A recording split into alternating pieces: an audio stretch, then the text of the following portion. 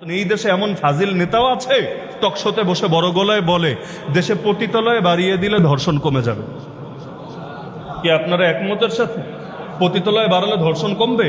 জিনে এমন কোনো জিনিস না একবার করলে মরণ পর্যন্ত তার চিরতরে চাহিদা বের হবে, বরঞ্চ এগুলো এমন জিনিস যত করবে তত করতে থাকবে। আগে একদিন এক ইমামের রেফারেন্স আমি শুনিয়েছিলাম যে মানুষের নেচারটাই আল্লাহ এমনভাবে বানিয়েছেন, পৃথিবীর সব নারীর সঙ্গে সে যদি কুকর্ম করে, সব নারী, জাস্ট একজন বাকি আছে, মাত্র একজন, তখনও তার ভেতরে মনে হবে কুল্লু জাদিদিন লাদিদুন, এই নতুনটার ভেতরে মনে হয় ভিন্ন ফিলিংস আছে, ভিন্ন স্বাদ আছে, তখনও সে তার দিকে লালায়িত হবে। তো যার কারণে এটা মানুষের ভেতরে সব সময় লাগবে, নিজের নফসের সঙ্গে জিহাদ করতে হবে। তো নবীজি বলেন যখন জিনা ছড়াবে আর রিবা মানে সুদ ছড়াবে প্রকাশ্যে কোনো জাতির ভেতরে, ফাকাদ আহাল্লু বিআনফুসিহিম আযাব আল্লাহ, তখন তারা নিজেদের উপরে আল্লাহর আযাবকে অবধারিত করে নিয়েছে।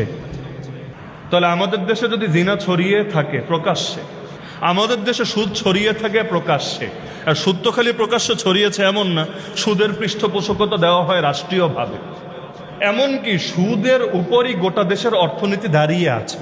সুদের বাইরে গিয়ে কেউ যদি কোনো সিস্টেম দাঁড় করাতে চায়, যে আমরা ধীরে ধীরে দেখি যতটুকু পারা যায়, একদিনেই 100% হয়তো পারবো না, একদিনেই গাছের আগায় হয়তো উঠতে পারবো না, কিন্তু দেখি ধীরে ধীরে কতটুকু সুদের বিরুদ্ধে আসা যায়, শরিয়া ভিত্তিক কোনো ইকোনমিক সিস্টেম দাঁড় করানো চায়।